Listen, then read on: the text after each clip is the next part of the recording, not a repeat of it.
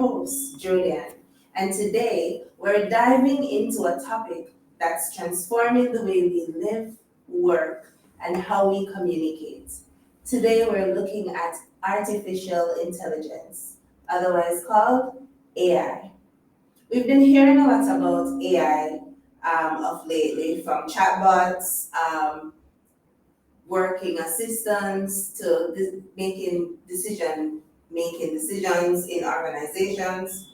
But today we're going to be looking at how does this fit in the public service? How can technology help to serve our citizens better? With us today to help us have a fulsome discussion is Mr. Stewart. Mr. Stewart Hilton, a respected professional in the field of digital transformation and technology from Syntax Consultants Limited. Mr. Hilton, it's a pleasure to have you here. Welcome to the podcast. Thank you for having me, Jody, and it's a pleasure to be here. All right. So, you have worked in the space for some time now.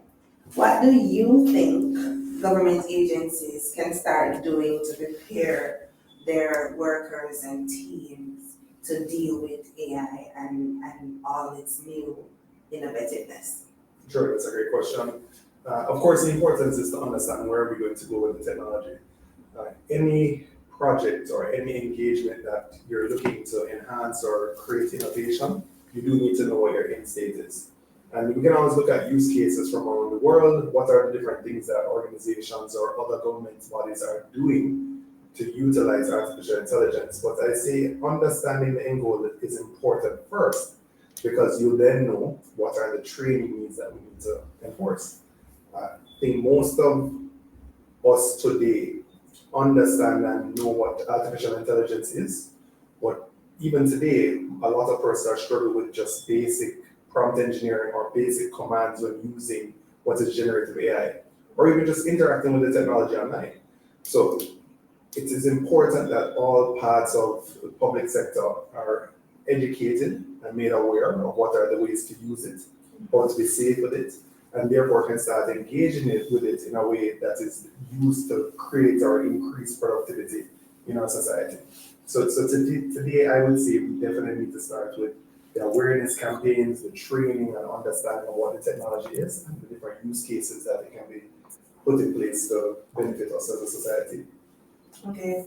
How do you think AI will influence how public sector workers operate?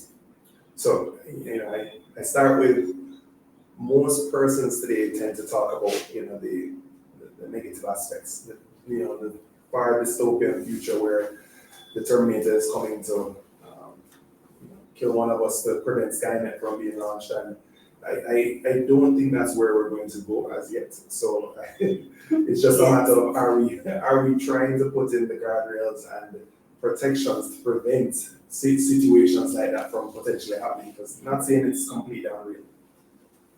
Once we get past that hurdle of the fear around the technology, then we can start seeing where it can be used. So there are places in the world that are using it in the public sector to do things like increase accessibility for persons with disabilities. Mm-hmm. So you may go to the tax office. If you are blind and you're not able to read the various forms that are being provided to you, then artificial intelligence can be used to do the reading for you.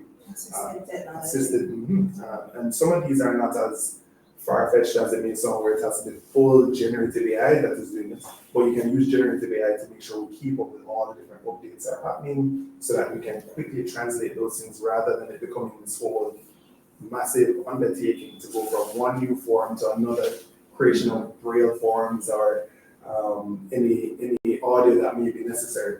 So it's thinking through the different scenarios that we're working with today and using it to assist where somebody, a person may be sitting there trying to figure it out, and putting it in place to assist those persons to get the use cases into more people's hands. So it's more so facilitating efficiency. But from a public sector perspective, and I know you gave one example of, for example, the tax office, but there are some other other ways you can think of AI being used to make the services that we public sector workers offer more efficient. And also adding the fact that most times when persons hear about AI, they tend to get a little scared. They think, hey, I'm going to lose my job and all of those things. But how can this integration of AI help to assist with service delivery? Sure thing. So the best use case right now, I think, is doing all the mundane tasks that you have to do day in, day out. It may be as simple as just understanding a document. Today, I can use, I'm doing a lot of work in the data protection space. And today, even just trying to interpret what is in the legislation, understanding use cases or any precedents may be set in other places of the world, I use generative AI to help understand those things more quickly and to help produce new documentation that needs to be done. I think people need to start thinking about every time you do a task, every time you're about to do something, can it be done faster? Can it be done more accurately? Can I produce a better outcome? And if so, let me try using a generative tool or a chatbot in order to help do that. And the moment we start experimenting with things like that is the moment we start to discover different things that we didn't think we could do. I think one of the most common things you'll see in the private sector today is AI readers in meetings.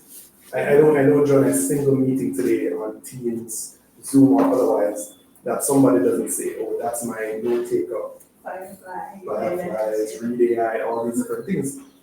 That removes the tedious task of having to write down all these notes, all these action items, and emailing it out to everybody else afterwards. That's so critical in the process.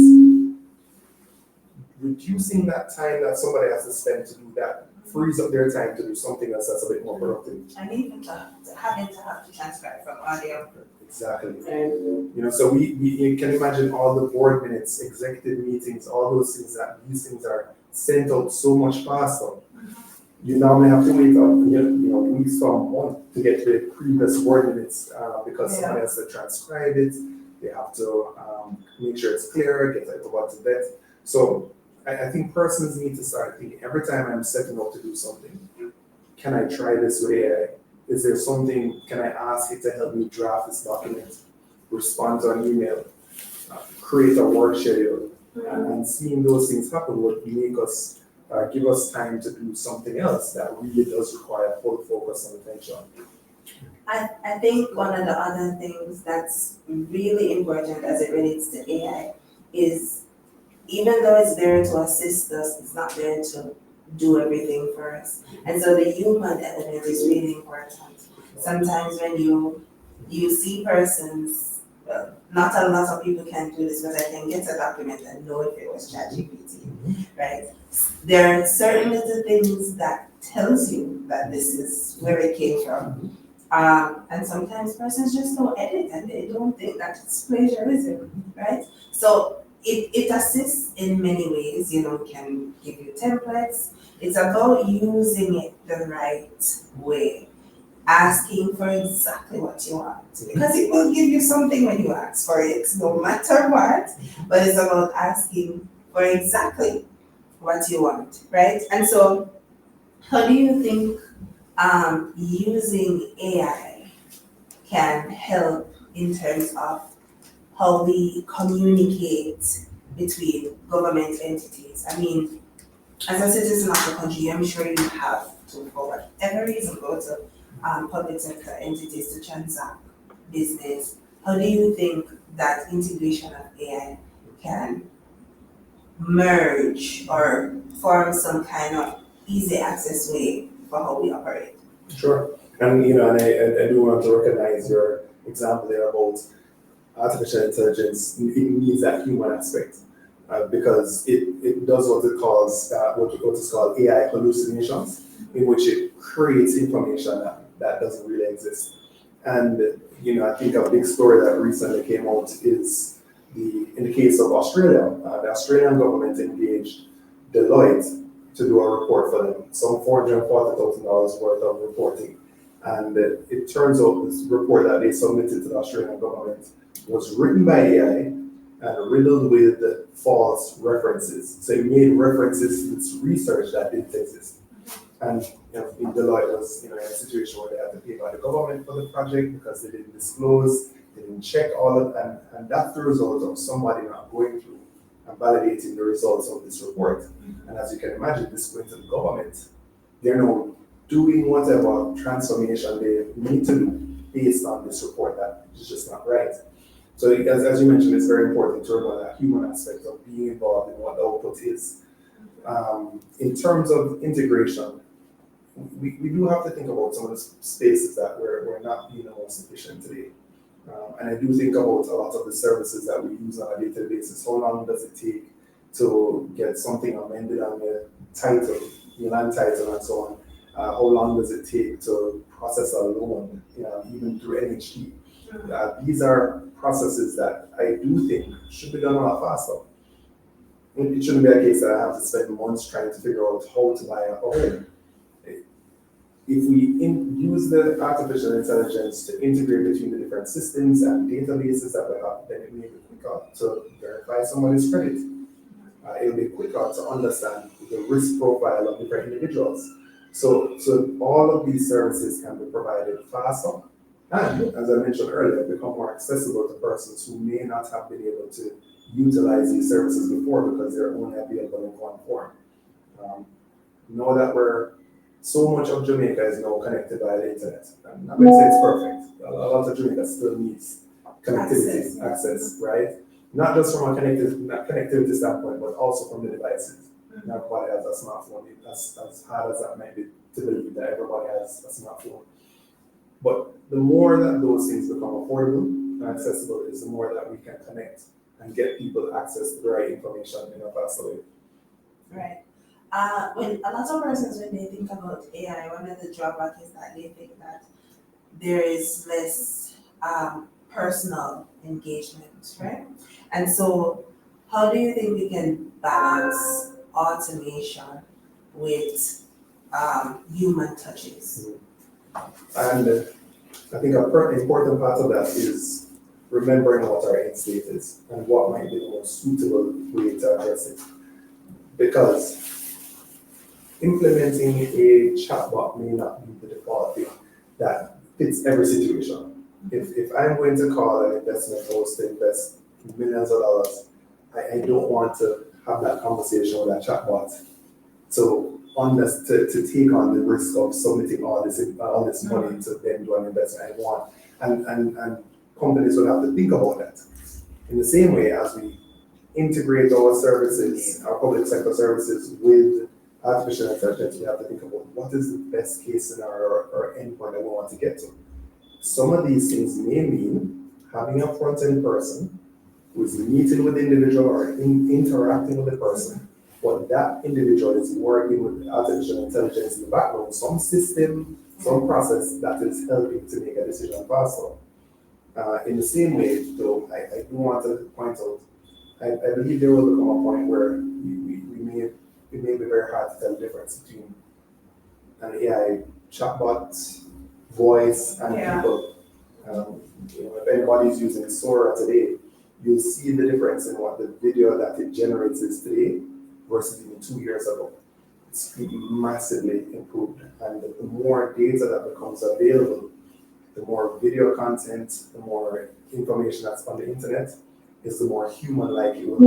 So I don't take away that we do have to think about what is the best endpoint that we want to use to solve a problem today first, and determine whether it's technology enhancement or if it's technology integration with the use of a person. That's the best case. We are going to see more cases of artificial intelligence becoming more human-like in the future. And that segues into my next question, because I know we started off looking at the future and all of that, but say, what do you envision a decade from now, AI integration being in the public sector? So my hope is that more governments will act fast in regulating AI. And the reason why I'm very big on the regulation is because every technological advancement that happens that doesn't have some regulation around it spirals out of control. Because we will continue to innovate and develop based on what are the best interests of an organization who's developing it, which may not consider some of the ethical and human implications that come with that. And just like how we've seen chatbots that may have conversations with individuals that incite suicide. That has happened. Where Yeah, youngsters recently. right, that has happened, and it's because there's no guardrails in place to limit the type of interaction that they may have with a person. So I do hope first within the next 10 years we see massive regulation and enforcement of regulation around the use of these technologies and how it's being developed, and that once that happens, and we consider and we have a human-centered approach around it, so we're thinking about the benefit to people first in using this technology, that we will see improvements in how we deliver services, the type of services that are available, and increased productivity. So we start to see Jamaica as a whole producing more faster. All right, thank you, Stuart, for that powerful vision. Before we wrap up here, what are some of the tips that you believe you can share with us as an organization? And this podcast is going out to over 30,000 members that we have, right? What are some of the tips you can share with us about how we can responsibly use AI? Sure, great. Always start with what is the benefit to humans first. So create this human-centered mindset. If our objective is to become, for argument's sake, more profitable, we want to profit off of the technology, what is the way that profitability or the thing that we're creating to become more profitable helps people? Because the technology is just going to do exactly what we tell it to do. And if we don't consider the human-centered approach, then it's not going to consider the human.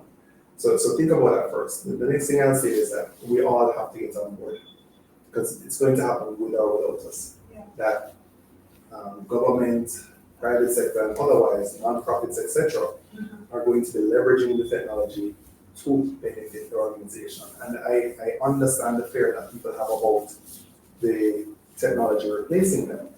But what has always happened with any innovation?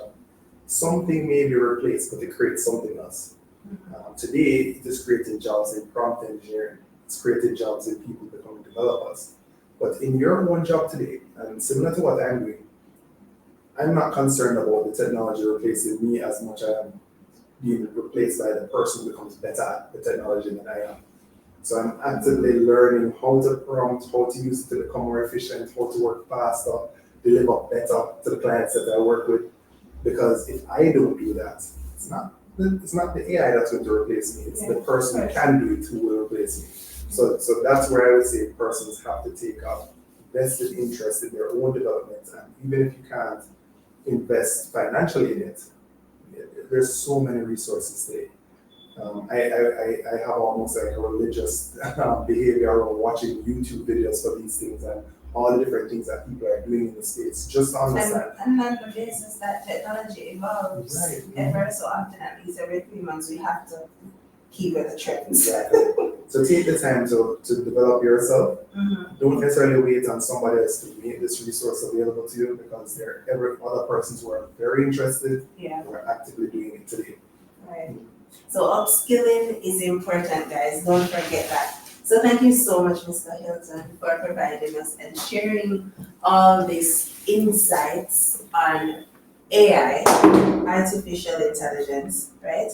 To our listeners, thank you for tuning in to How Sweet the Fruit this episode. Don't forget to follow us, like, share, and subscribe.